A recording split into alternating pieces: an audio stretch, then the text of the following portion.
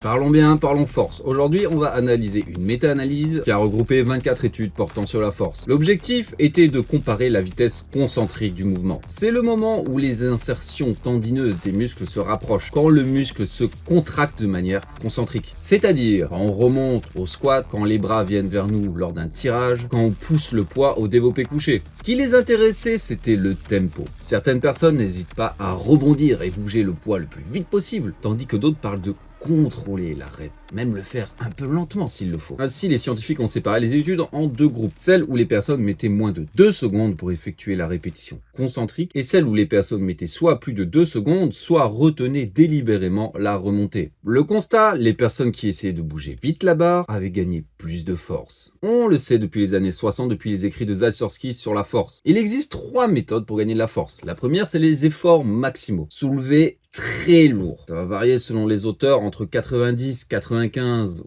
100% de son ARM. Bref, on donne tout. Là, on va uniquement développer les facteurs nerveux. Ensuite, il y a la méthode de répétition. C'est ce qu'on utilise en musculation. Une charge modérée avec un nombre de répétitions modéré, en s'approchant idéalement de l'échec. Par exemple, faire 4 séries de 10 bien dures. Là, on va plus jouer sur les facteurs structurels, donc c'est-à-dire le muscle, la viande en elle-même. Et enfin, les efforts dynamiques. C'est bouger une charge modérée, voire légère, le plus vite possible. Ça peut très bien être un saut en hauteur, du travail de vitesse au squat ou jeter des objets. Là, on est également sur les facteurs nerveux. C'est-à-dire qu'on va jouer sur le cerveau. On va lui apprendre à mieux recruter les unités motrices. Quand on met super lourd, c'est-à-dire au moins 85-90% de son maximum, le corps a des capteurs. Il va repérer que c'est méga lourd. Qu'est-ce qu'il va faire? Il va tout de suite recruter toutes ces unités motrices, contracter toutes les fibres musculaires. Direct, elles vont intervenir dans l'équation afin de pouvoir aider le corps à déplacer cette charge. Quand on a une charge légère ou modérée, ça n'est pas le cas. Le corps est un feignant. Par exemple, si vous faites une série de 30, au début, ça sera uniquement les fibres de type 1, les plus faibles, qui vont intervenir. Et au fur et à mesure que ces dernières se fatiguent, le corps va appeler en renfort les fibres de type 2, plus grosses, plus fortes, mais moins endurantes. C'est ce qui va se passer lors des efforts répétés.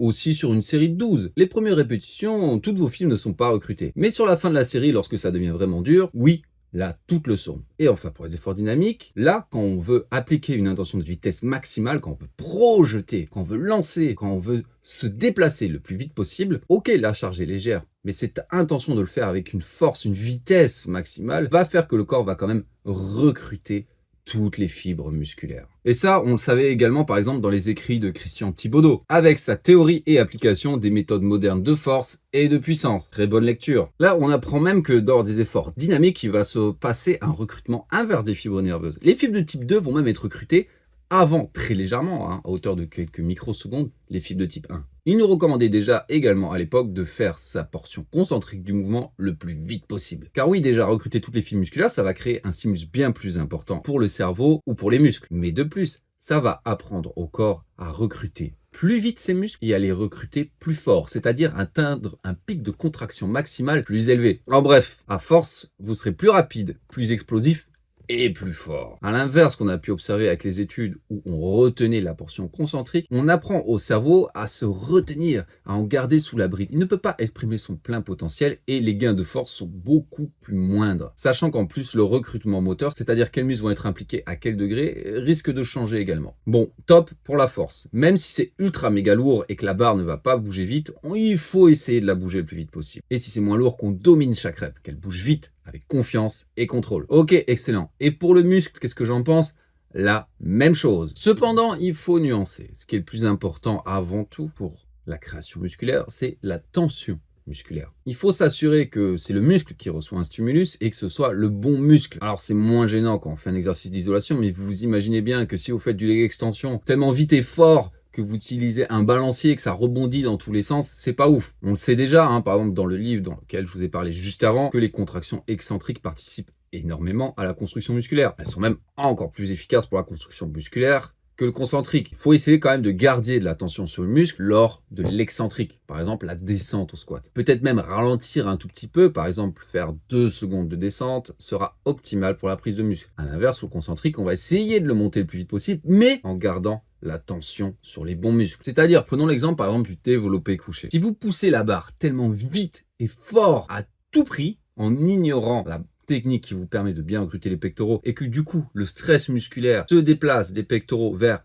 vos épaules par exemple, parce que vous faites tellement fort comme un animal. Alors oui, techniquement, pour déplacer la barre, pour la bouger vite et fort, pas de souci. Mais pour la tension musculaire, c'est pas ça. Le stress risque d'être déplacé sur d'autres muscles et ça nous intéresse pas. Faut dans ce cas-là, la bouger le plus vite possible à la remontée, mais en gardant la tension sur les pectoraux, en contractant les pectoraux de façon concentrique, le plus fort et le plus vite possible. Du coup, mes recommandations sont toutes simples, que ce soit pour la force ou pour le muscle. Il faut essayer de contrôler l'excentrique, au moins le contrôler même en force. Si vous descendez le plus vite possible en essayant d'utiliser le rebond pour remonter mais que vous perdez votre tension, ça sera pas top. Pour la création musculaire, vous allez évidemment perdre la tension sur le muscle visé, ça fera moins de temps sous tension, moins de stimulus. Et pour la force, vous risquez de perdre votre tension globale, votre gainage et du coup être moins efficace. Donc, on contrôle l'excentrique et on fait le concentrique le plus vite possible avec une intention de vitesse maximale en gardant la tension sur les muscles visés. Gardez ça en tête, appliquez-le à vos séances et je vous garantis que vous allez devenir bien plus fort et musclé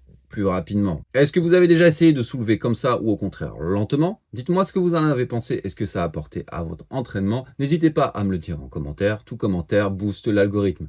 Allez, à la prochaine.